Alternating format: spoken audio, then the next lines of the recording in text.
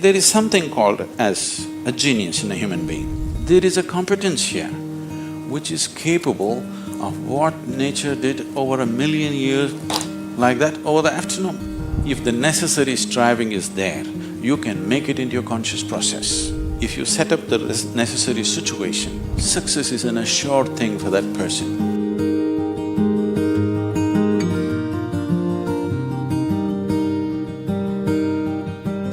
Small things or big things, it doesn't matter. In every single act, a human being longs to be successful.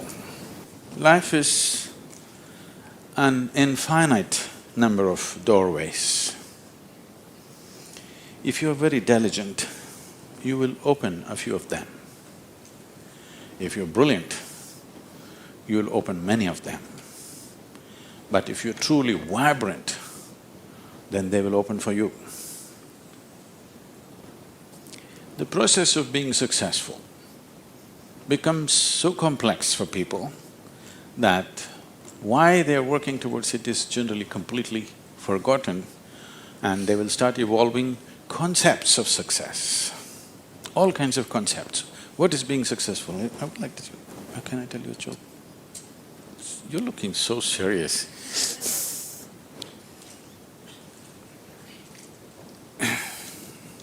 There was a man in India whose name is Shankaran Pillai. Okay, it's like John Smith.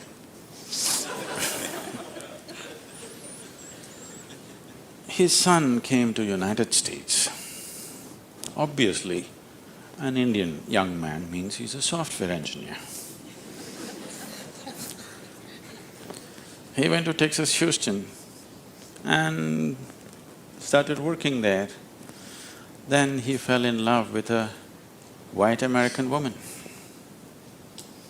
He struggled because back home, this love affair is a crime. He struggled and struggled, then one day told his mother, then the mother informed the father, and the father exploded.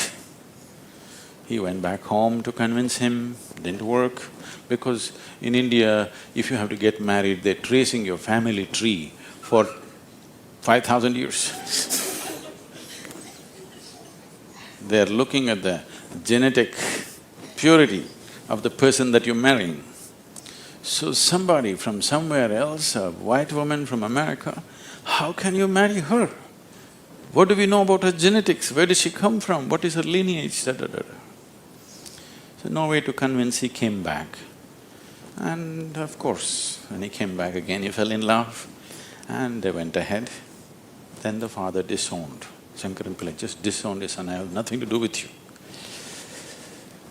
But years went by and they had a boy.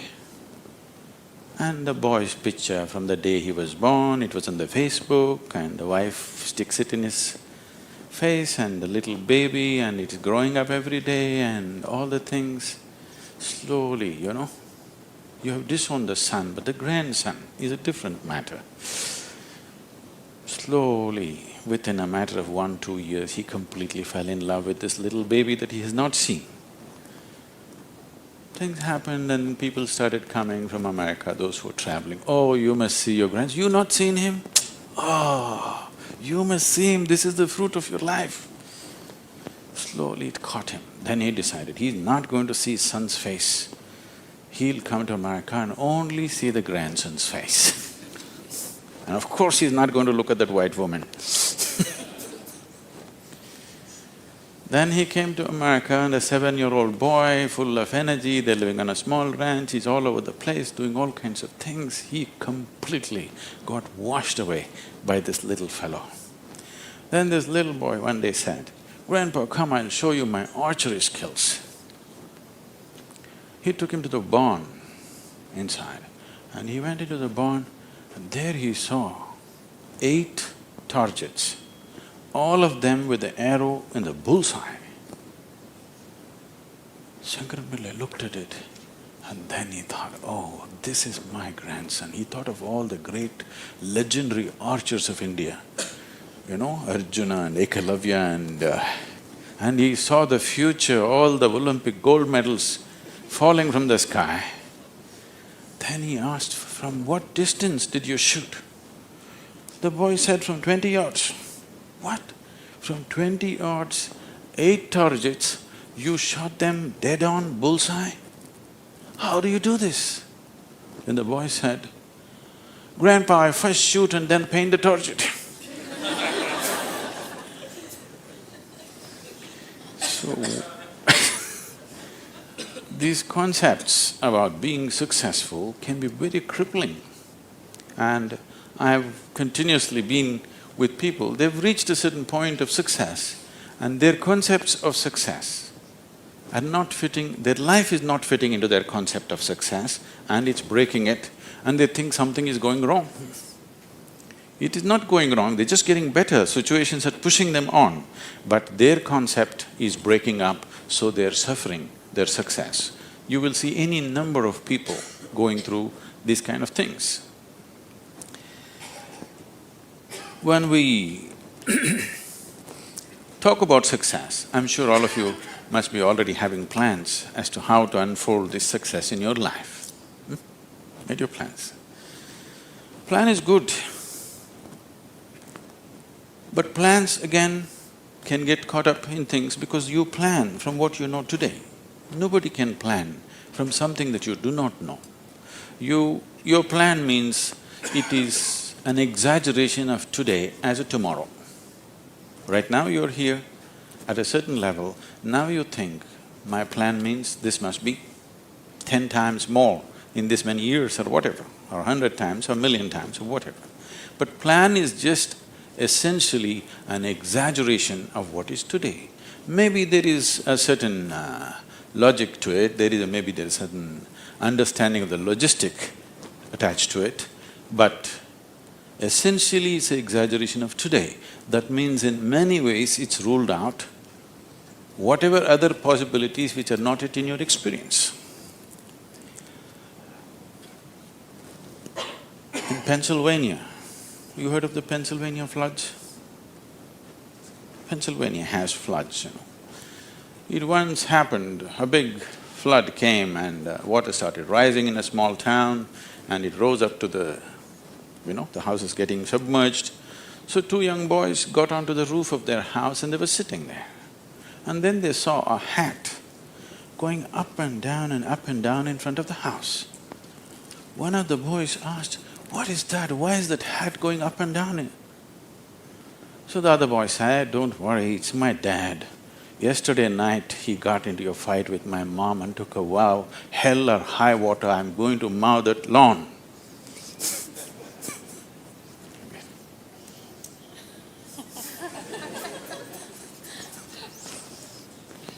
So, plans can be debilitating. It's good to have a plan, but it's more important that you have a purpose. If you have a purpose, plans will evolve, things will happen, plans will fall apart, new things will come up. Whatever has to happen will happen. If you hold on to a certain purpose, other things will just serve that purpose. But if you are very committed to a plan as such, then plan can become a blueprint for restriction. It is also a possibility. It's all right to hold a plan, but you must hold a plan at a certain distance. You shouldn't get identified with the plan. The process of success. See, essentially success is a desire in every human being. You can put some fire into it and make it your passion. But if it becomes a need within you, that you must be successful, otherwise you will suffer, then you are heading for a problem, a serious problem. Our passions can turn into poison if we start becoming resentful for the non-fulfillment of those passions.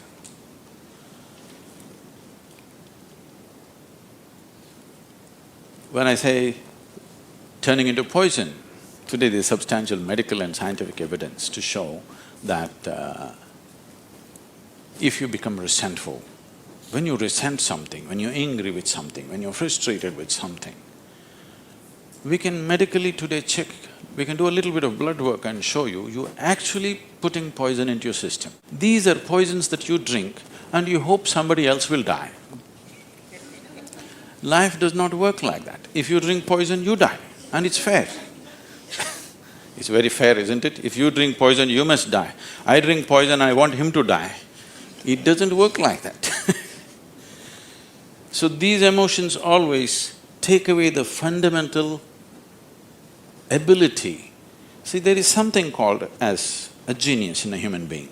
Every human being has it, every human being touches it at some moment of life. But the question is, how often do you touch it? That's a question.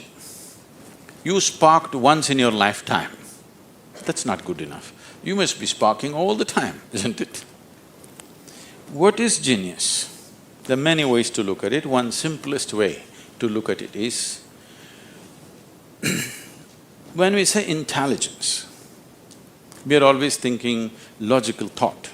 No, logical thought will be meaningless probably in another 25 years, because your computer may be able to explore all the permutations and combinations of logical thought much quicker and better than you can do. So touching the genius means there's another dimension of intelligence within you. What did you have for breakfast? Chicken in salad. See, he ate a chicken. Over the afternoon, this chicken has transformed itself into a human being. If you ask Charles Darwin, how long does it take for a chicken to become a human being, he would talk in terms of millions of years. Here he is. Over the afternoon, he transforms a chicken into a human being.